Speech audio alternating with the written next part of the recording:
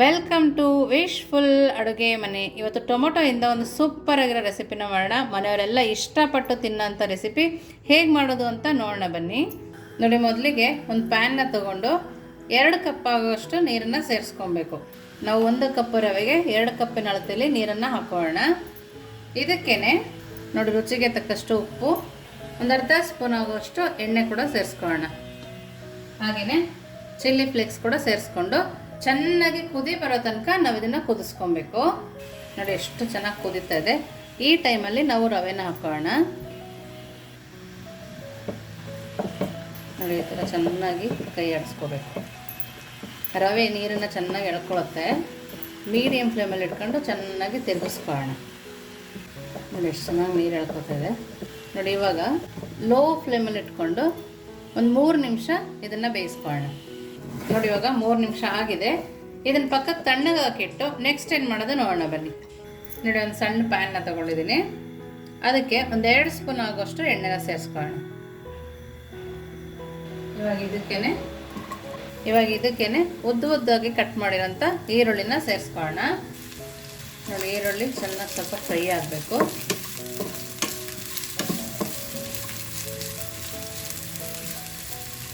ನೋಡಿ, ಈರುಳ್ಳಿ ಸ್ವಲ್ಪ ಫ್ರೈ ಆದಮೇಲೆ ಒಂದು ಅರ್ಧ ಸ್ಪೂನ್ ಆಗೋಷ್ಟು ಜೀರಿಗೆನ ಹಾಕ್ಕೊಳ್ತಾ ಇದ್ದೀನಿ.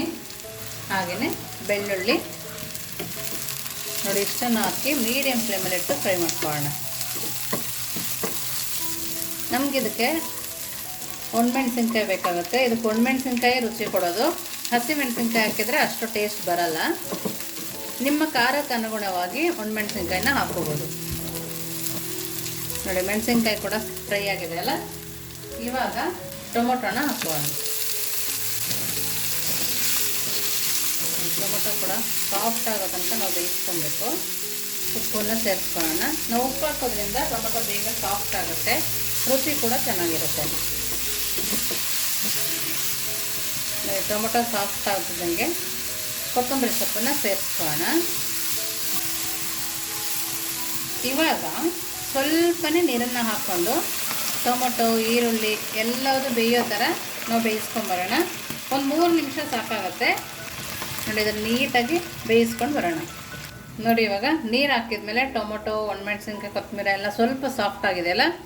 ಇವಾಗ ಒಂದು 3 ಸ್ಪೂನ್ ಆಗುವಷ್ಟು ಕಡಲೆನ ಹಾಕೋಣ. ಒಂದು 3 ಸ್ಪೂನ್ ಆಗುವಷ್ಟು ಕಡಲೆನ ಸೇರಿಸ್ಕೊಂಡಿದ್ದೀನಿ. ನೋಡಿ, ಇದ್ರ ಜೊತೆನೇ ಸ್ವಲ್ಪ ಬೇಯಬೇಕು. ನೋಡಿ, ಟೊಮೊಟೊ ಸಾಫ್ಟ್ ಆಗ್ತಾ ಇದೆ.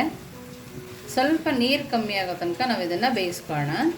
ನೋಡಿ, ಇವಾಗ ನೀರು ಸ್ವಲ್ಪ ಕಮ್ಮಿ ಆಗಿದೆಯಲ್ಲ. ಇವಾಗ ಸ್ಟವನ್ನು ಆಫ್ ಮಾಡಿ ಪಕ್ಕಕ್ಕೆ ಇಟ್ಟು ನಾವು ರವೆನ ಮಾಡ್ಕೊಂಬಂದ್ವಲ್ಲ, ಅದೇನಾಗಿದೆ ಅಂತ ನೋಡೋಣ ಬನ್ನಿ.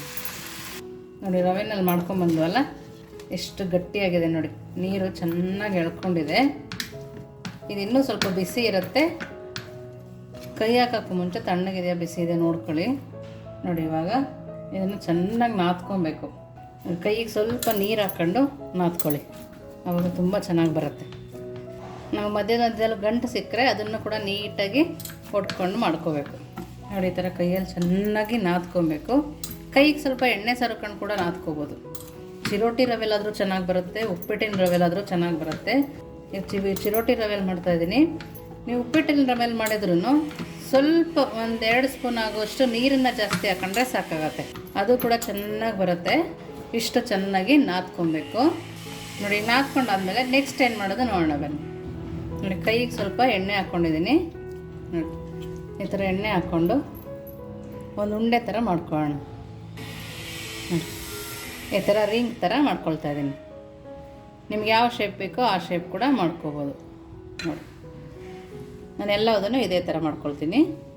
ನೋಡಿ, ಈ ಥರ ಒಂದು ಸರಿ ಕೈಯಲ್ಲಿ ನಾದ್ಕೊಂಡು ಈ ಥರ ರೌಂಡ್ ಮಾಡಿ ಸ್ವಲ್ಪನೇ ಪ್ರೆಸ್ ಮಾಡಿ, ಜಾಸ್ತಿ ಪ್ರೆಸ್ ಮಾಡೋದು ಬೇಕಾಗಲ್ಲ. ನೋಡಿ, ಈ ಥರ ಮಾಡಿ ಎಲ್ಲದನ್ನು ಒಂದೇ ಸರಿ ರೆಡಿ ಮಾಡಿ ಇಟ್ಕೊಳ್ಳೋಣ. ನೋಡಿ, ಈ ಥರ ಮಾಡಿ ನೆಕ್ಸ್ಟ್ ಏನು ಮಾಡೋದು ನೋಡೋಣ ಬನ್ನಿ. ನೋಡಿ, ಒಂದು ಮಿಕ್ಸಿ ಜಾರನ್ನ ತೊಗೊಂಡಿದ್ದೀವಿ. ಇವಾಗ ನಾವು ಫ್ರೈ ಮಾಡ್ಕೊಬಂದ್ವಲ್ಲ ಈರುಳ್ಳಿ, ಒಣಮೆಣಸಿನ್ಕಾಯಿ, ಕಡಲೆ ಎಲ್ಲ, ಅದನ್ನು ಹಾಕ್ಕೊಂಡು ಸಣ್ಣದಾಗಿ ಗ್ರೈಂಡ್ ಮಾಡ್ಕೊಂಡು ಬರೋಣ. ನಾವು ಉಪ್ಪು ಕೂಡ ಹಾಕಿರೋದ್ರಿಂದ ಮತ್ತೆ ಉಪ್ಪು ಹಾಕೋ ಅವಶ್ಯಕತೆಯೂ ಇಲ್ಲ. ದಿಢೀರಂತ ಆಗೋಗುತ್ತೆ ಚಟ್ನಿ. ನೋಡಿ, ಎಲ್ಲದನ್ನು ಹಾಕಿ ಸ್ವಲ್ಪನೇ ನೀರು ಹಾಕಿ ಸಣ್ಣದಾಗಿ ಗ್ರೈಂಡ್ ಮಾಡ್ಕೊಂಡು ಬರೋಣ. ನೋಡಿ, ಸಣ್ಣದಾಗಿ ರುಬ್ಕೊಂಡ್ಬಂದಿದ್ದೀನಿ. ನಿಮಗೆ ಇದಕ್ಕೆ ಒಗ್ಗರಣೆ ಬೇಕಿದ್ರೆ ಒಗ್ಗರಣೆ ಹಾಕ್ಕೊಬೋದು. ನಾನು ಒಗ್ಗರಣೆ ಹಾಕ್ತಾಯಿಲ್ಲ. ನೋಡಿ ಈ ಥರ ರೆಡಿ ಮಾಡಿ ಪಕ್ಕಕ್ಕೆ ಎತ್ತಿಟ್ಕೊಂಡು ನೆಕ್ಸ್ಟ್ ಏನು ಮಾಡೋದು ನೋಡೋಣ ಬನ್ನಿ. ನೋಡಿ ಒಂದು ಬಾಣಲಿನ ತಗೊಂಡು ಎಣ್ಣೆನ ಹಾಕ್ಕೊಬೇಕು. ಎಣ್ಣೆನ ಚೆನ್ನಾಗಿ ಕಾಯಿಸ್ಕೊಂಡು ಬರೋಣ. ಮೀಡಿಯಮ್ ಫ್ಲೇಮಲ್ಲಿಟ್ಟೆ ಕಾಯಿಸ್ಕೋಬೇಕು. ನೋಡಿ ಇವಾಗ ಎಣ್ಣೆ ಚೆನ್ನಾಗಿ ಕಾದಿದೆ. ನಾವು ಮಾಡ್ಕೊಂಡಿರೋ ರವೆದನ್ನು ಹಾಕೋಣ. ರವೆ ಬೈಟ್ಸ್ ಅಂತನಾದ್ರು ಕರಿಬೋದು, ಕ್ರಿಸ್ಪಿ ಅಂತನಾದ್ರು ಕರಿಬೋದು, ಯಾವ ಥರ ಬೇಕಾದರೂ ಕರಿಬೋದು. ಅಷ್ಟು ಕ್ರಿಸ್ಪಿಯಾಗಿ ಬರುತ್ತೆ. ಎಣ್ಣೆ ನೀಟಾಗಿ ಕಾಯಬೇಕು. ನಾವು ಹಾಕಿದ ತಕ್ಷಣ ಕೈ ಹಾಕಬಾರ್ದು. ರವೆಯಿಂದ ಕೂಡ ಇನ್ಸ್ಟೆಂಟಾಗಿ ಮಾಡ್ಕೊಬೋದು. ಮಕ್ಕಳು ಸ್ಕೂಲಿಂದ ಬಂದ ತಕ್ಷಣ ರಿಂಗ್ಸ್ ಮಾಡಿದ್ದೀವಿ ಅಂತ ಕೊಟ್ಟರು ಕೂಡ ಇಷ್ಟಪಟ್ಟು ತಿಂತಾರೆ. ನೋಡಿ ಎರಡೂ ಸೈಡು ತಿರುಗಿಸ್ಕೊಂಡು ನಾವು ಬೇಯಿಸ್ಕೋಬೇಕು. ನೋಡಿ ಎರಡೂ ಸೈಡು ಬೇಯಿಸ್ಕೊಂಡ್ಮೇಲೆ ತಕ್ಕೋಣ. ಎಷ್ಟು ಚೆನ್ನಾಗಿ ಕಾಣಿಸ್ತದೆ ನೋಡಿ, ಉದ್ದಿನ ವಡೆ ಥರ ಕಾಣಿಸ್ತದೆ. ಅಷ್ಟು ರುಚಿಯಾಗಿ ಬರುತ್ತೆ. ಎಲ್ಲದನ್ನು ಇದೇ ಥರ ಬೇಯಿಸ್ಕೋಬೇಕು.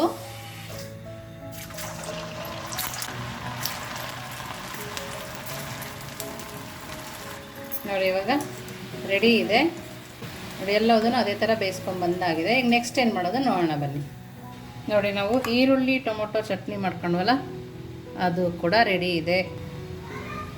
ನೋಡಿ ನಿಮಗೆ ಬೇಕಾದರೆ ಒಗ್ಗರಣೆ ಹಾಕೋಬೇಕು ಅಂತ ಹೇಳಿದ್ನಲ್ಲ, ಸಾಸಿವೆ ಒಣಮೆಣಸಿನ್ಕಾಯಿ ಒಗ್ಗರಣೆ ಕೂಡ ಹಾಕ್ಕೋಬೋದು. ನೋಡಿ ತುಂಬಾ ಚೆನ್ನಾಗಿದೆ. ಚಟ್ನಿ ಸ್ಮೆಲ್ಲಂತೂ ಸೂಪರಾಗಿ ಬರ್ತಾಯಿದೆ. ಹಾಗೆಯೇ ರವೆ ರಿಂಗ್ಸ್, ಅದು ಕೂಡ ಸೌಂಡ್ ಕೂಡ ನೋಡಿ ಎಷ್ಟು ಚೆನ್ನಾಗಿ ಬರ್ತಾಯಿದೆ. ನೋಡಿ ತುಂಬಾ ಕ್ರಿಸ್ಪಿಯಾಗಿ ತುಂಬಾ ಚೆನ್ನಾಗಿ ಬಂದಿದೆ. ನೋಡಿ ಎಷ್ಟು ಕ್ರಿಸ್ಪಿಯಾಗಿದೆ ಅಂತ ತೋರಿಸ್ತೀನಿ. ನೋಡಿ ನೋಡ್ತಾ ಇದ್ದೀರಲ್ಲ, ಎಲ್ಲ ಸೈಡು ನೀಟಾಗಿ ಬೆಂದಿದೆ. ನಾನಿಲ್ಲಿ ಚಿರೋಟಿ ರವೆಯಿಂದ ಮಾಡ್ಕೊಂಡಿದ್ದೀನಿ. ನೀವು ಉಪ್ಪಿಟ್ಟಿನ ರವೆಯಿಂದ ಕೂಡ ಮಾಡ್ಕೊಬೋದು. ತುಂಬಾ ಸುಲಭವಾಗಿ ಮಾಡ್ಕೊಬೋದು. ನೋಡಿ ಕಟ್ ಮಾಡ್ಕೊಡೋ ತೋರಿಸ್ತೀನಿ. ನೋಡಿ ನಾವು ಆಲೂಗಡ್ಡೆಲೆಲ್ಲ ಮಾಡ್ತೀವಲ್ಲ, ಆ ಥರ ಬಂದಿದೆ. ಚಟ್ನಿ ಕೂಡ ಟೇಸ್ಟ್ ಮಾಡೋಣ. ನೋಡಿ ಚಟ್ನಿ ಕೂಡ ನೋಡಿ ಎಷ್ಟು ಚೆನ್ನಾಗಿದೆ. ಕಲರ್ ಕೂಡ ಎಷ್ಟು ಚೆನ್ನಾಗಿದೆ ನೋಡಿ. ನಾವು ಯಾವಾಗಲೂ ಕೊಕೊನಟ್ ಚಟ್ನಿ ಮಾಡೋದಕ್ಕಿಂತ ಈ ಥರ ಡಿಫ್ರೆಂಟಾಗಿ ಮಾಡಿದರೆ ಇಡ್ಲಿ ದೋಸೆ ಕೂಡ ಸೂಪರ್ ಕಾಂಬಿನೇಷನ್ನು.